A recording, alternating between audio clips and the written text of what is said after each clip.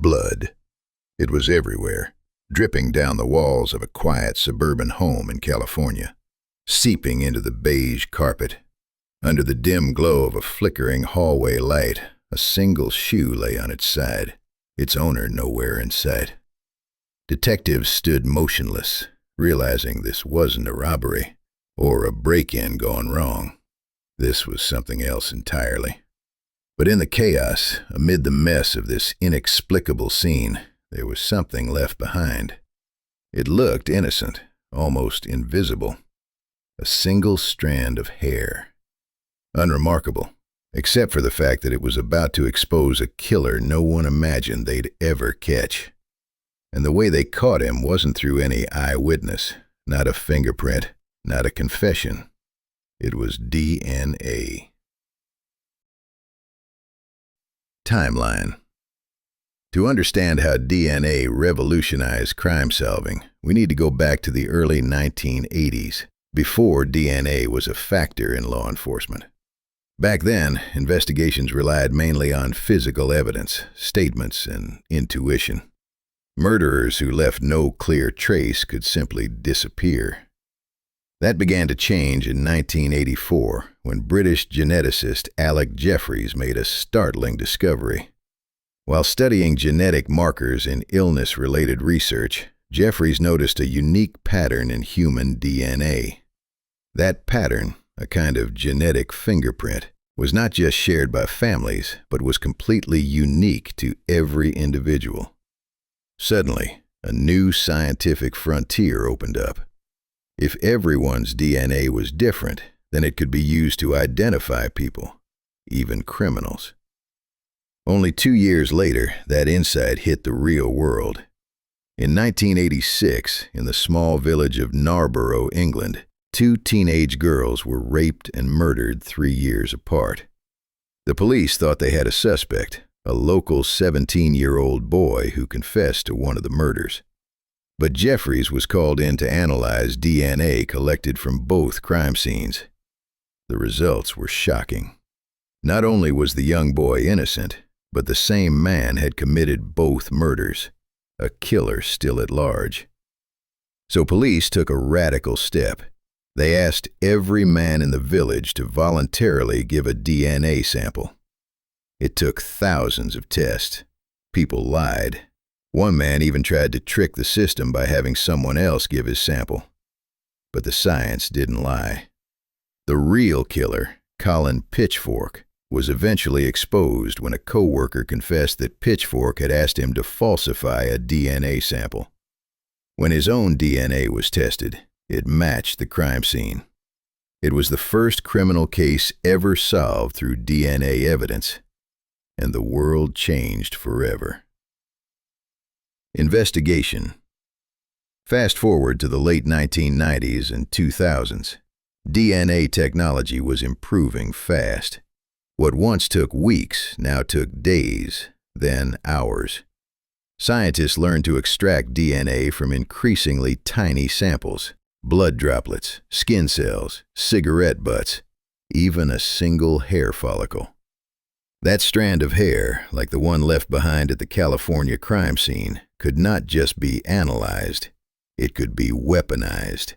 Against killers, against rapists, against serial offenders who thought they'd gotten away, sometimes decades ago. DNA allowed cold cases to be reopened. Crimes once thought unsolvable suddenly had answers.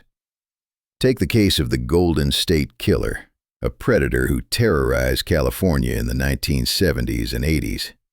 He broke into homes, tied up couples, raped women, and killed with chilling precision.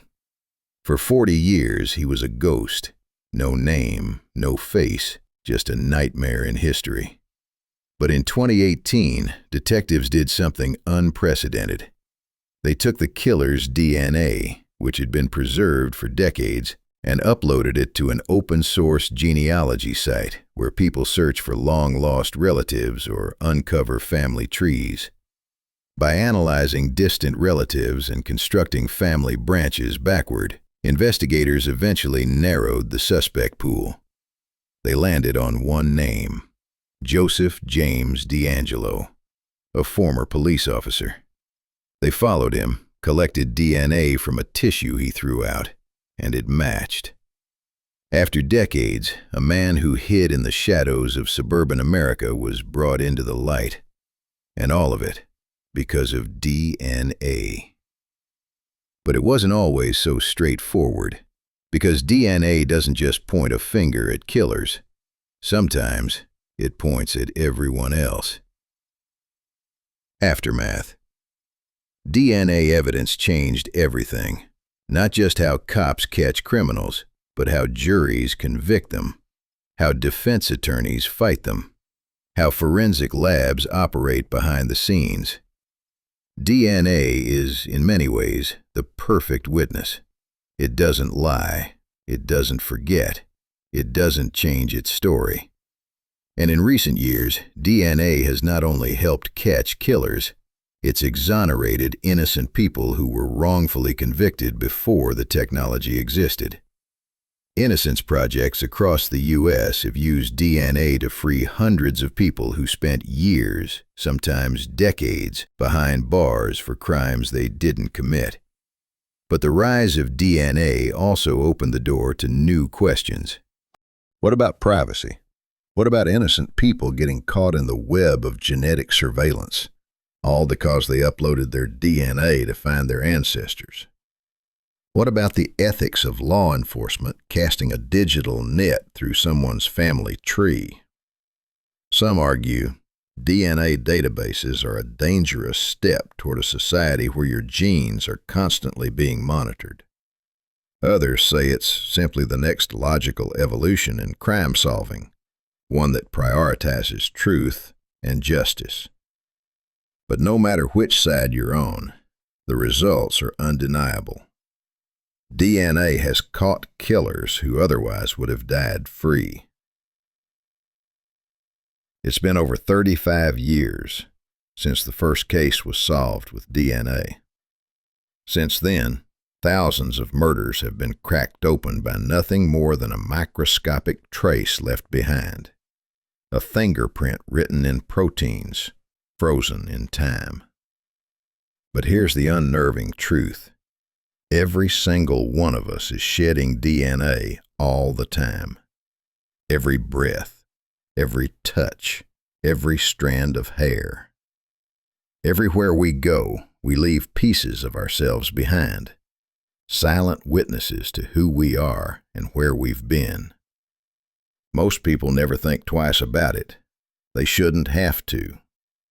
But for those living in the dark corners of society, those who commit unspeakable acts, believing they can vanish, DNA is waiting, hiding, coiled in the smallest imprint, waiting for the day someone looks close enough and finds them. Because in the end, the most dangerous thing a killer can leave behind isn't a body or a weapon. It's a part of themselves, invisible but inescapable, a guarantee written into their biology that sooner or later the truth will surface.